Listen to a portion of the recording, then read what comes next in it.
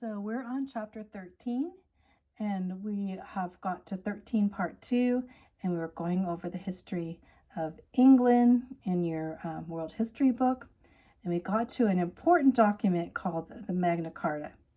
A little review is the King John at that time. He had decided, he was doing all kinds of crazy things, but he decided that he was just going to give England and the English people to Pope Innocent as a gift, so that in doing that the Pope would forgive him and forgive his sins. Well, the people of England can't give our country over as a gift to the Pope. They were very, very upset. And the nobles got together and they said, no king is above the law. And so they set down the Magna Carta in 1215, and John was forced, did sign it, in a way forced to sign it, because the nobles had come against him, said you have to sign it or that we would have a rebellion. So John signed the Magna Carta, and this took the ancient rights and privileges of the people, that the people had privileges and rights that were set before under King Henry, which was John's grandfather. For the first one, God's grandfather and father had set forth the Charter of Liberties, freedoms for the people. And so this Magna Carta made this document made it clear that not even the king is above the law. If the king violated the law, he would be forced to obey the law. So that a Magna Carta would be the rule of law in England. And this set the precedents for English and American Constitution. Our Constitution actually is based part on this Magna Carta and what was set down, that the rules and restraints for rulers in violating subjects' freedoms would be represented in this document. It's very important. This is a very important document. So, very important test question for you too is, what is the Magna Carta? And the Magna Carta gave the people the rules set down, the same rules that were set down by the poor people were set down by the rich people, and also set down by even to the point of the kings and popes would have to follow the law. Many precedents of freedoms were set by the Magna Carta. It forbade the king to levy taxes without agreement with the Great Council. They would say there'd be no taxation without representation.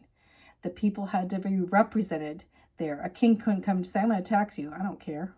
Whatever. I'm just going to tax you on whatever I want to. No, they had to have representation. And not to delay or deny justice to anyone, noble or not. So everyone would stand under the law and they would have justice given. If something had been done towards them, they would be given justice in the habeas corpus. And that was the right of the arrested person to appear before a court if imprisoned. And they couldn't imprison somebody just at their whim. They could only imprison them if it was by legal judgment. If the law said, yes, you disobeyed the law, we are going to imprison you, put you in prison. At that time, kings could just say, put anybody in prison. They didn't even have to tell them why. So now the Magna Carta said you can't be a king or a ruler cannot put someone into prison unless they go by trial by jury, and are tried by their peers, and then by the trial of jury set forth, they would be sent to prison or not, depending on what the outcome of that trial would be. Well, after that, they needed something now to put forth this Magna Carta and to make sure that it was done right. Not just the king to say, okay, I'll sign it. No big deal. So they started having a rebellion of the nobles. Basically, the nobles saying, we need to get together and focus as representatives with the king, so that we can make sure that laws are put in force. The king just can't say, okay, we'll put the document on the shelf. No, they decided to gather what was called the Parliament. One of the first leaders in the Parliament and putting forth the Parliament in England was a man named Simon de Montfort. Simon de Montfort did not do everything really, really well, but one thing that he did really well is he made sure that the king would have a parliament of nobles to be able to present and counsel the king. Henry III was John's son in 1216. He was a very weak king and had many mistakes. But Simon was married to his sisters. So Simon was married to one of the heirs of King John. But he saw, looking at as being married to royalty, he saw the mistakes of what the kings and royalty made. And so he represented the nobles. And he saw that the king Henry treated foreigners better than his people, and the King Henry really wasn't for the people. And so Simon got together all the nobles, and he took control of the government. And when he took control of the government, he basically didn't want to get rid of the kings, but he wanted to have a parliament. So in 1265, the first meeting of the parliament, the Kings of Great Council of the Nobles, it was called, was put together.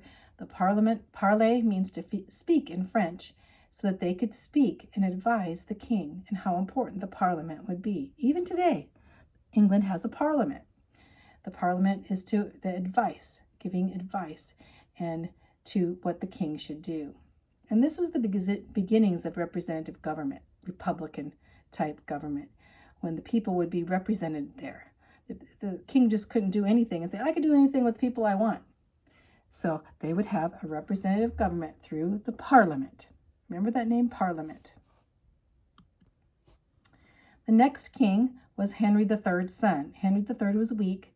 Now we have a very strong king we've heard a lot about probably in history, and his name was Edward Longshanks. They called him Longshanks because he had long legs and he was tall, right? Edward I Longshanks in 1272. He was considered the first pure Englishman since the Norman conquest. So remember they went through the Normans? He was not Norman. He was surely Anglo-Saxon, English. Well, he considered himself. It was the last of the Anglo-Saxon kings a while back, but he was considered the first true Englishman. Edward Longshanks was one of the most memorable kings. When you talk about the kings of England, everyone's going to talk about him because he was strong and he was brave and he was intelligent.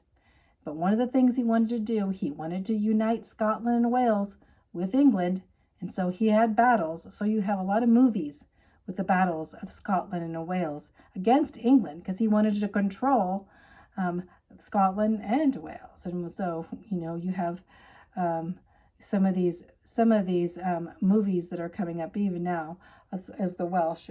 He subdued Welsh in Scotland. Braveheart. I was thinking the name of it. Braveheart and such with Mel Gibson is one of those movies. But anyway, he subdued Wales after 5 years, and he was less successful with Scotland, of course. Scotland actually ended up becoming independent of England for many years until finally Scotland peaceably came under England's control.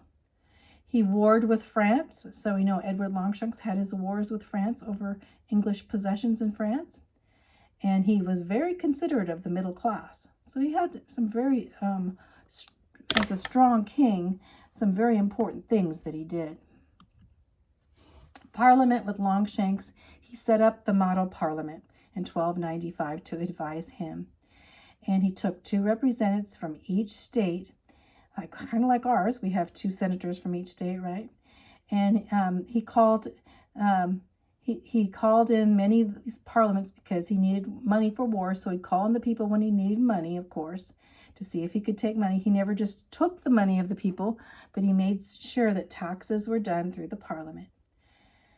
And England would be the first to have this representative government that would represent with the king, checks and balances to the king, so the king couldn't take over and do anything that was not reputable, or that the king just couldn't do what he wanted.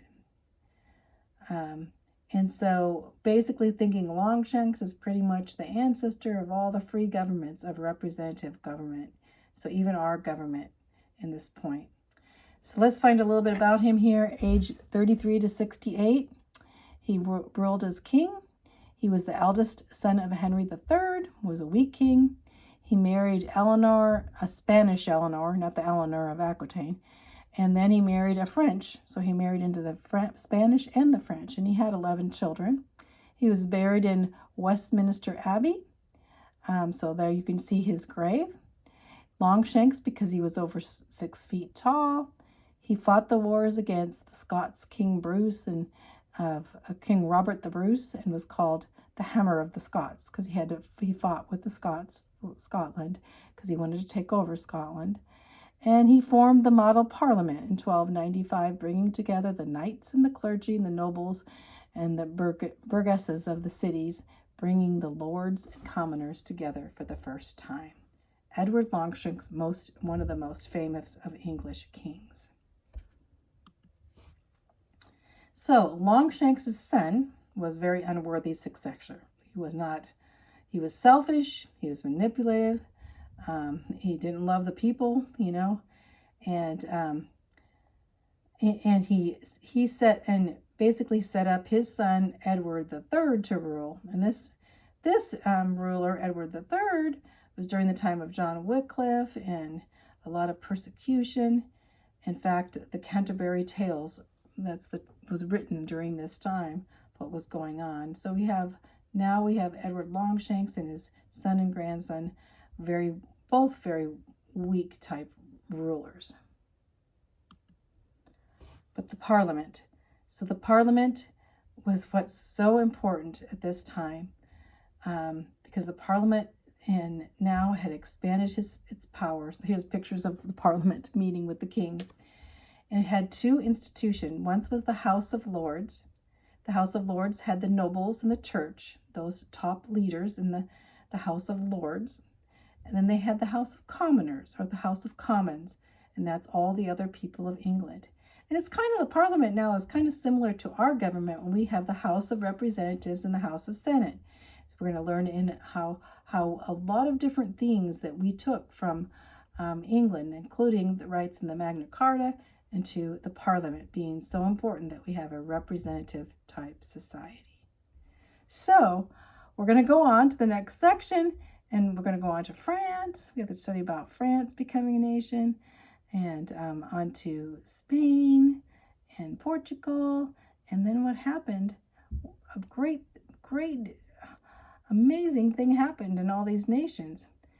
They discovered a new world. We'll be talking about that later. That's it.